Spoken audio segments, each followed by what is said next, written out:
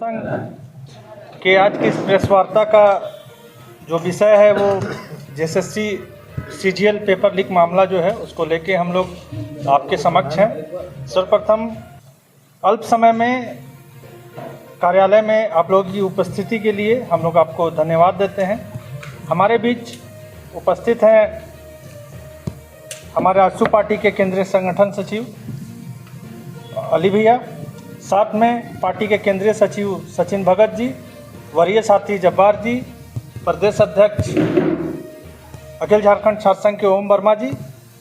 जैसा कि आप सभी जानते हैं कि वर्तमान में राज्य के युवाओं में अपने भविष्य को लेके काफ़ी अनिश्चितता है। कई एग्ज़ाम वो लोग फेज कर रहे हैं, लेकिन एग्ज़ाम एक मुकाम तक नहीं पहुंच पा रहा है। परीक्षा हो रही है तो कभी रद्द हो रही है, कभी विभिन्न वजहों से उनके भविष्य पे जो अंधकारमय साया है वो बढ़ता ही जा रहा है। इसी को लेके हम लोग आपके बीच आए हैं। पार्टी ने कुछ कार्यक्रम तय किए हैं, उस कार्यक्रम को हम लोग आपके समक्ष रखेंगे। उसके लिए मैं चाहूँगा कि हमारे बड़े भाई अली जी बातों को विस्तार से। जोहार, मेरा नाम एस अली हुआ। मैं आजसू पार्टी का केंद्रीय संगठन सचिव हूँ। जैसा कि आप लोगों को मालूम होगा कि 28 जनवरी को झारखंड कर्मचारी चयन आयोग के द्वारा सीजीएल परीक्षा का आयोजन किया गया था। लेकिन आपको मालूम होगा कि जो अभ्यर्थी थे, जो परीक्षार्थी थे, परीक्षा सेंटर में जाने से पहले जो है क्वेश्चन पेपर लीक हो गया। और केवल क्वेश्चन पेपर लीक नहीं हुआ, क्वेश्चन के साथ जो है आंसर की भी जो है व्हाट्सएप और सोशल मीडिया में वायरल हो रहा था। इसका विरोध जो है आजसू पार्टी की तरफ से भी किया गया, कई जन संगठनों की तरफ से भी किया गया। आनन फानन में कर्मचारी चयन आयोग ने शाम में केवल पेपर 3 को रद्द किया 28 जनवरी को, और फिर और बाद में जो विरोध हुआ उसके बाद 4 जनवरी के परीक्षा को भी स्थगित किया गया। हमारे आजसू पार्टी के जो सुप्रीमो हैं उन्होंने विधानसभा के विशेष सत्र पर इस मामला को जो है गंभीरपूर्ण मामला को गंभीरता से उठाया और इसकी जांच की मांग की, दोषियों पर कार्रवाई का मांग किया गया। लेकिन सरकार जो है दोषियों को बचाने के लिए एक सदस्यीय एसआईटी का गठन किया है।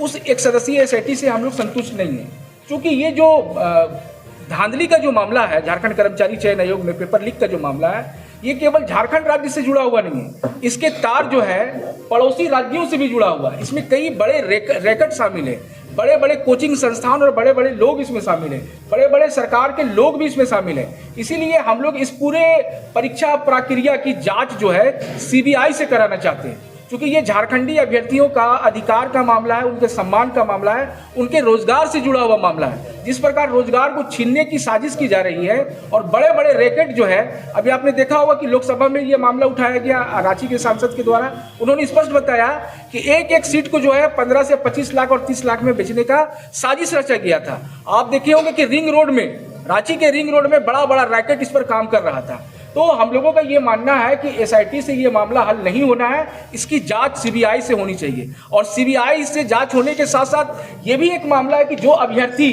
जो छात्र प्रतिनिधि झारखंड कर्मचारी चयन आयोग के तानाशाही रवैये के खिलाफ आंदोलन कर रहे थे, विरोध कर रहे थे, जो लोकतांत्रिक और संवैधानिक तरीके से था, उस पर लाठीचार्ज किया गया। इससे भी सरकार और अधिकारी नहीं रुके कर्मचारी चयन आयोग के। उन लोगों के ऊपर जो है गलत तरीके से, मनमानी तरीके से जो एफआईआर किया गया।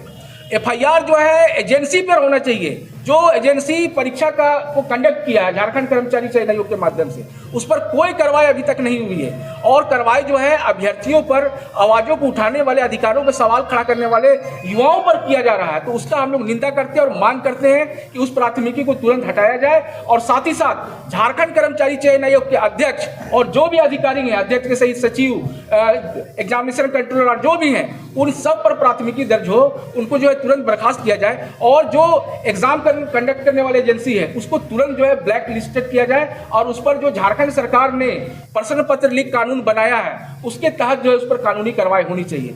इन सारे सवालों को लेकर हम लोग जो है लगातार चरणबद्ध आंदोलन करेंगे। हम लोगों का जो पहला आंदोलन है वो 12 फरवरी को है, जहां पर हम लोग कॉलेज और विश्वविद्यालयों में छात्रों के बीच जाएंगे, क्योंकि ये उन्हीं की लड़ाई है, उनका अधिकार और न्याय का सवाल है। छात्रों के बीच में जाके हम लोग सिग्नेचर कैंपेन करेंगे और आंदोलन में शामिल होने का उनसे आह्वान करेंगे। उसके बाद हम लोग 13 तारीख को पूरे राज्य में जिलावार संध्या शाम में मसाल जुलूस निकालेंगे, और मसाल जुलूस के माध्यम से सरकार को कहेंगे कि तुरंत आप निर्णय लो, तुरंत जो है सीबीआई जांच का आदेश दो। अगर कार्रवाई नहीं होती है तो 15 तारीख को हम लोग सभी जिला के उपायुक्त को माननीय मुख्यमंत्री के नाम मांग पत्र देंगे। और फिर भी कार्रवाई अगर नहीं होता है तो राज्य स्तरीय विरोध प्रदर्शन जो है महामहिम राज्यपाल राजभवन के समक्ष जो है विशाल प्रदर्शन इस मांग को लेकर किया जाएगा।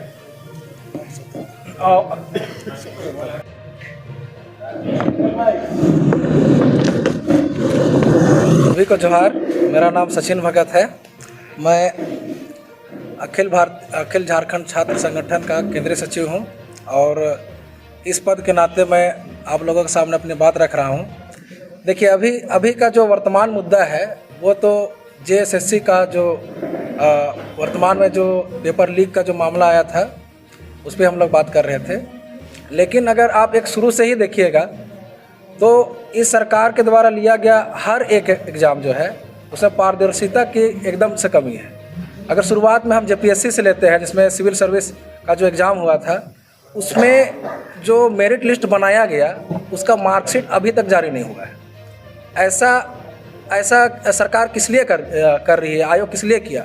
वो इसलिए क्योंकि लिखित परीक्षा में जो नंबर है और इंटरव्यू में जो नंबर है वो किस अभ्यर्थी का कितना आया ये पता नहीं चलेगा, और उसी के आधार पर अगर बिना मार्क्स जारी किए अगर उसको मेरिट लिस्ट घोषित किया जाता है तो कहीं ना कहीं इसमें आयोग या तो सरकार की ये मंशा है कि जिस अभ्यर्थी का वो सिलेक्शन कराना चाहते हैं उसी का सिलेक्शन होगा।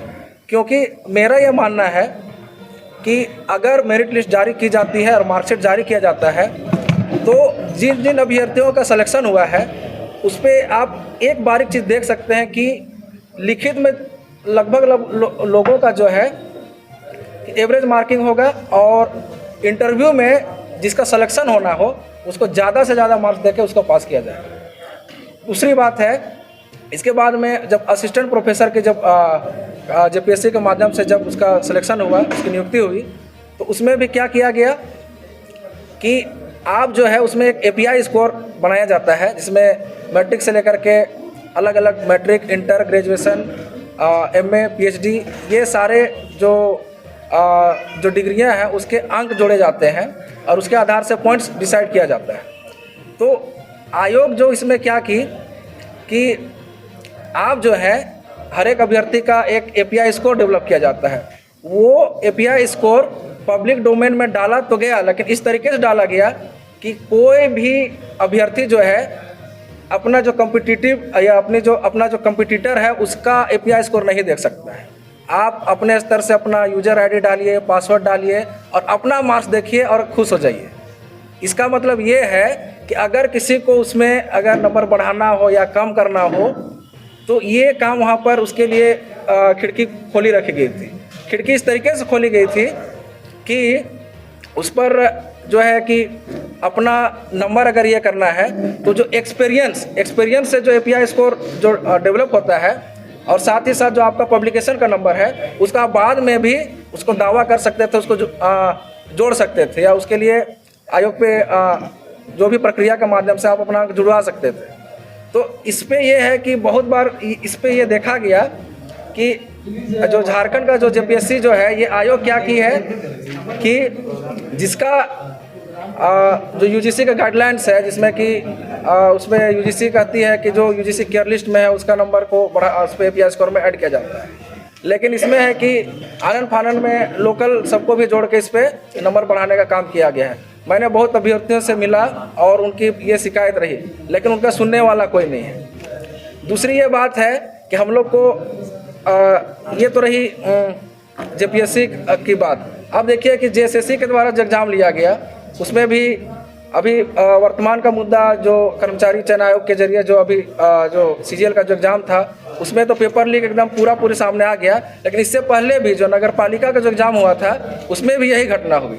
तो कहीं ना कहीं मेरा यह मानना है कि आयोग भी इसमें मिला हुआ है और कहीं ना कहीं सरकार का मौन समर्थन उसको प्राप्त है। अगर सरकार का मौन समर्थन इसमें प्राप्त नहीं होता तो जैसे ही पेपर लीक का मामला आया वो तुरंत कार्रवाई कर दी और जो भी दोषी है उस पर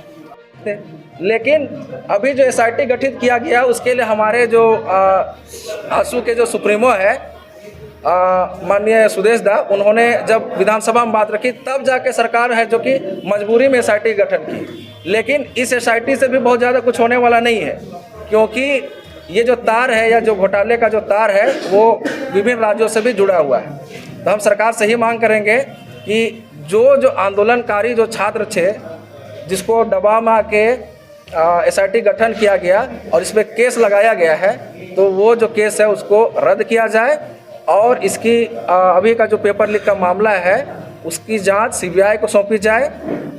बस यहीं तक बोल के हम अपना वक्तव्य अंत करते हैं।